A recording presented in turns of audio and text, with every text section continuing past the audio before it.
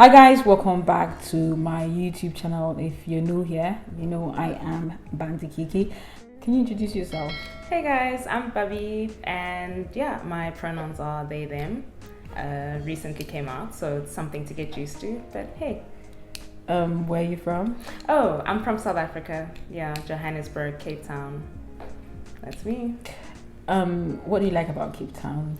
Oh, the beach, the ocean, right? I think that's what we all love. And the mountains for hiking, fitness. Love it, yeah. Do you know what? When I was in Joburg, everybody kept saying that if I was in Cape Town, I'd be much happier.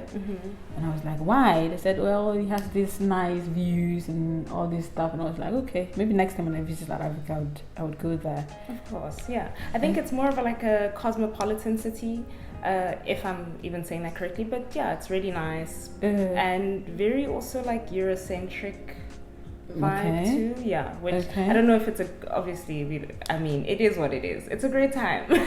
yeah. If you can hear this, it's me clicking the pen, and we have some guests whispering at the back. Eating pizza. They're eating, so if you can hear that somebody whispering, it's not me. It's them at the back. I guess. Icebreaker question is, what is the most embarrassing thing that's ever happened to you? And a lot of you watching this are going to be like, Kiki, you like that question too much. Yeah, I like it. I like to know that other people have embarrassed themselves as well, not just me. But yeah. Okay. So I'll keep it queer. Okay. Most embarrassing moment. I was learning. I guess we're all young, right? We learn how to use the loo. Great. Okay, another loo story. Okay. Gotta go there. So then what happened was I was wearing a dress, so it wasn't much for dresses, so I wore a dress for like one of the first times, probably like five years old maybe, and so there's an event at my house, everyone's having a great time. I'm like, shit, I need the loo. Now this dress is tight, so I'm just like, oh man, who's gonna help me take my zip down? So I go to my aunt and I'm just like, hey, can you unzip me? I need the loo. She's like, darling, someone gonna tell her it's a dress, like you can just lift it up and pee. And I was like, gotcha. Okay. yeah. They didn't click now. Just now as you were telling me the story, didn't click that you right? just lift the dress I know. up. I didn't know that at 5 years old. Oh wow. Yeah. Or 4. I didn't know. It just had never occurred to me because I'm so used to wearing like pants and things like that. And that's it. Oh wow. So considering that you're from South Africa and you're also part of the LGBT plus community. I mean, I've always wanted to ask this as a South African anyways, but South Africa was one of the first countries to legalize homosexuality, isn't it? True. However, we still have a lot of corrective rape happening. As a South African, what does that mean to you? I mean, sure, it's a very loaded question, but what I would say is that what does it mean to me? It reinforces that I'm not safe, right, in my home country, and that again, it's still not okay to be me, right? And even just the whole term of like corrective rape, like they're correcting something about my gender, sexuality, and all of that. So it's not an easy thing to live with, but thank goodness I don't have to worry about it every day, because there are certain things about my class, my class, my background, all those things that protect me from being exposed to that violence. Yeah, because it's violence. If you're listening, class is code for rich. Just tell us, like.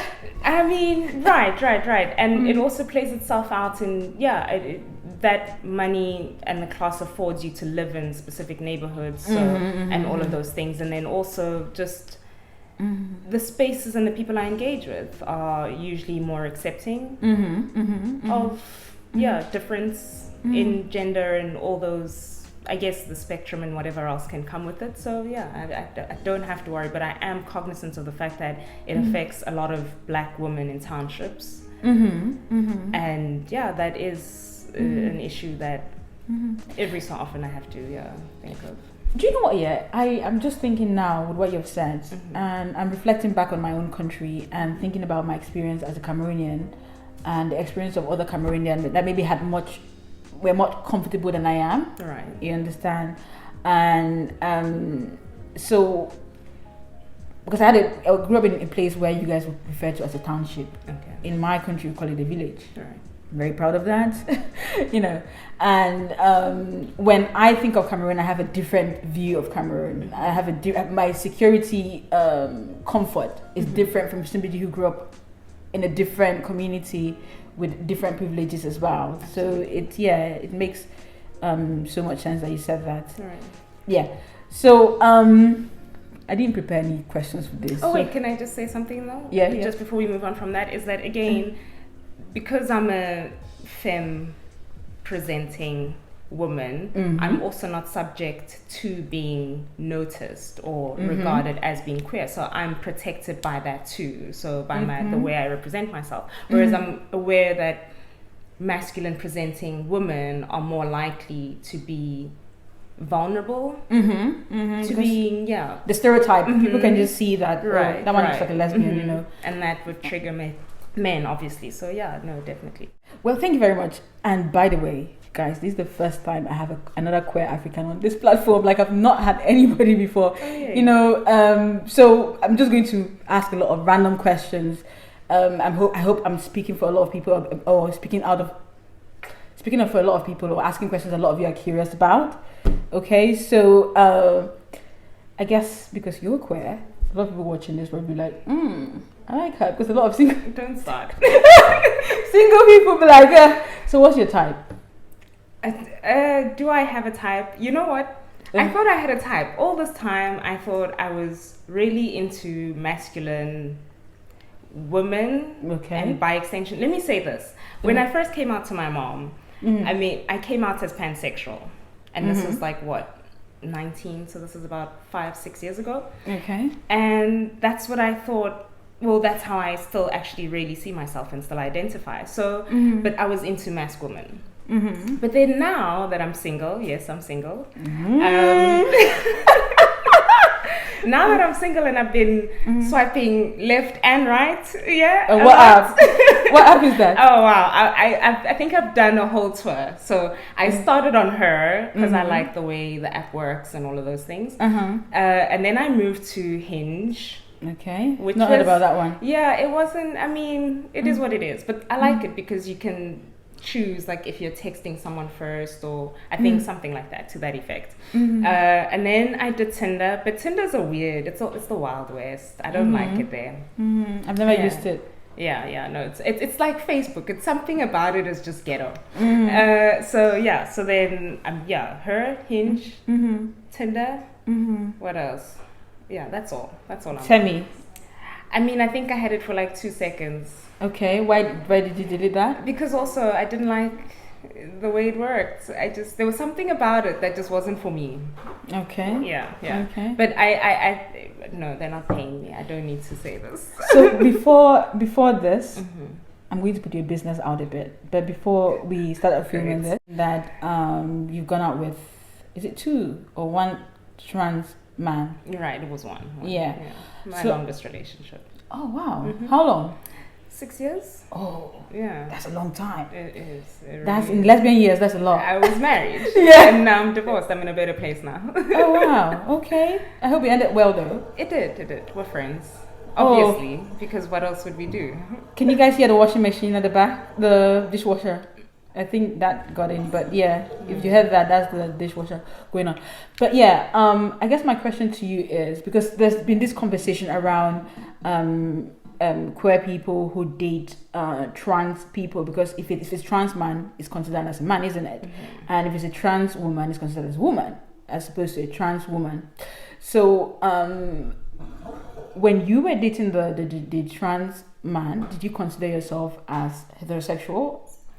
Or what? How did you label yourself, if you did? Because some people don't. No, I didn't. My labels didn't change. I still thought of myself as a queer woman. Okay. At the time, I must say that, because I just said I've recently come out and identify myself as they, them, or let me say, just queer, like gender non-conforming, but mostly feminine presenting, because I like a certain type of fashion and makeup and all those things. And I wear my hair a specific way as well, so that's what would make me more feminine. Yeah, but no, my identity hasn't changed. I am who I am. I'm queer, and my pansexuality was the idea that it extends to that sphere, right? Is that I would be open to freedom, trans men, women, Do you know what? Yeah, talking to you right now, I think the only label that I accept from the community is a lesbian. I don't like being referred to as a femme, a stud, a stem, or whatever. I don't like that. Right. Because I feel like the identities don't quite define me as well. Because when people sort of like label you, they expect certain things from you, and I can't give what those labels expect from me. Right. Does that make any sense? No, definitely. Talking about labels, I have seen a lot of women who identify as lesbians, who are masculine representing lesbians, dating effeminate gay men on TikTok. I've seen videos of that. Right. And also, there's this video of that Little Nas, the last video that he did, where he was going down the pool. I found that quite very sexy. Right, never seen it. Oh, you haven't? I know. I'm not on TikTok. Okay. No, it's a whole video. Like you think, a music video. Call me what you want, call me this, but please don't make me look bad. No. It was a gay anthem from right. Yeah. And I found that quite very sexy, and it got me thinking: are we attracted to, with other people's experience? And I'm thinking, are we attracted to energy as opposed to anatomy? Do you have any experience around this?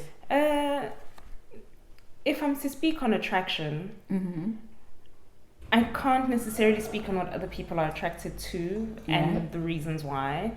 But what I will say is, okay, you mentioning the whole Lil Nas X video and all of that is just like, again, if I see a beautiful man, do I not know he's beautiful? Of course I do, because I have eyes and I can subjectively and objectively tell if someone is beautiful. I don't know what I'm really talking about, but So no, I think that people should be allowed to love and be attracted to whoever they want to. I agree. And even if you hook up, right? Because there's also hooking up with people who maybe you say aren't necessarily within your sexual orientation, but then you only have relationships that are queer or gay. So I think, there's room enough for everyone, within our spectrum. Yeah, I follow up with that. And I like what you just said now, because even within the LGBT plus community, I have found that because we've created some of the labels, they have created a new form of homophobia, where you have two masked women dating or two feminine women dating. Right. And for example, two masked women get a lot of hate, and they're like, oh, that's so gay. And I'm thinking, are we not all gay? It bothered me a bit. So I like the idea of letting people do whatever they want, as long as they're not hurting anybody. So I really like that. Yeah. Now, follow up. What is one thing about the community that you like, the LGBT plus community? Oh man, I love our openness and our willingness to extend ourselves for like others, So there's never a queer space I've walked into where people don't greet each other, I'm not talking about, yes, people don't all get along, but I love our openness. And our willingness to learn, like it's all good vibes. And when people get people's pronouns wrong, we correct each other with love. I'm here for all of that. By the way, I did get that wrong as well. I did use non-inclusive language, so right. And I'm also learning, right? Even though I came out as they might, I have to reconfigure my own brain and be like, hang on a minute, I'm identifying as something else because what I used to identify as didn't even feel like me.